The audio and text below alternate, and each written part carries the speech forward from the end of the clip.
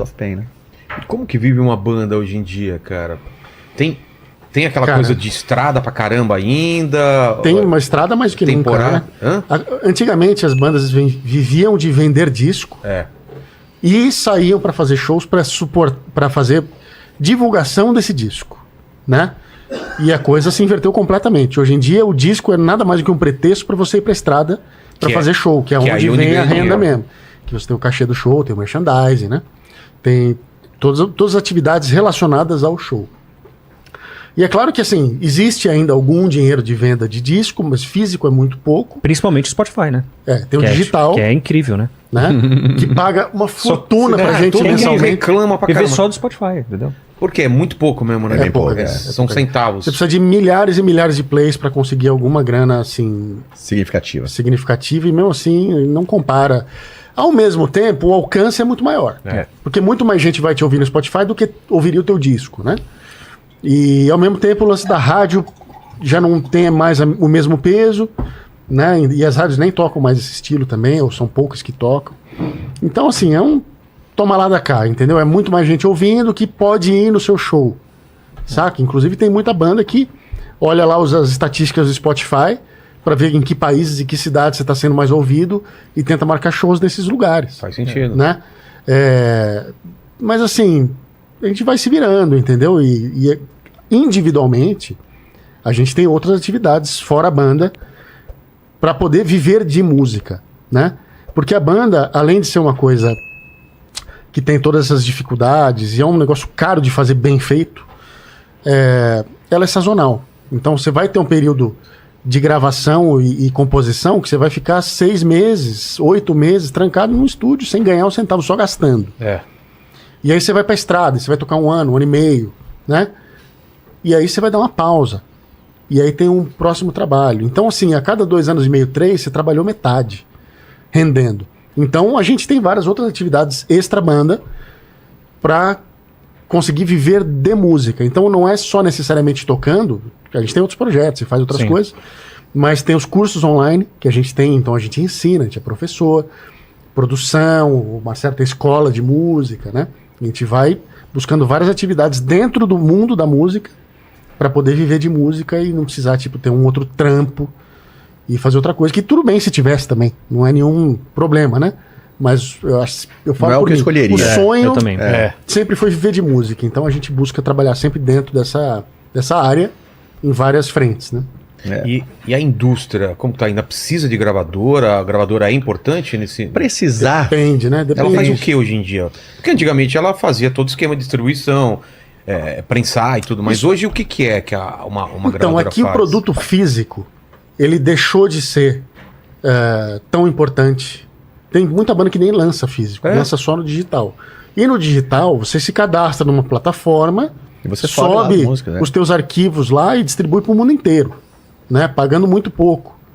E às vezes não paga nada, só tem uma porcentagem que você paga para as plataformas e tal. O produto físico, ele precisa de uma distribuição, né? Mas muita gente pula essa distribuição e só vende numa lojinha online e fica enviando pelo correio. A maioria, né? Agora, para uma banda do porte do Angra, que ainda tem um volume considerável, ainda faz sentido existir uma gravadora que distribua, né? Que distribua, que vá para os lojistas, que conhece os lojistas especializados, porque só os especializados aqui ainda trabalham com CD e dos que trabalham com CD que trabalham com metal. Né? Então é super nichado. E o heavy metal tem uma coisa também, o público que vai aos shows, no Brasil também, e no exterior mais ainda, Estados Unidos e Europa, né? Japão também.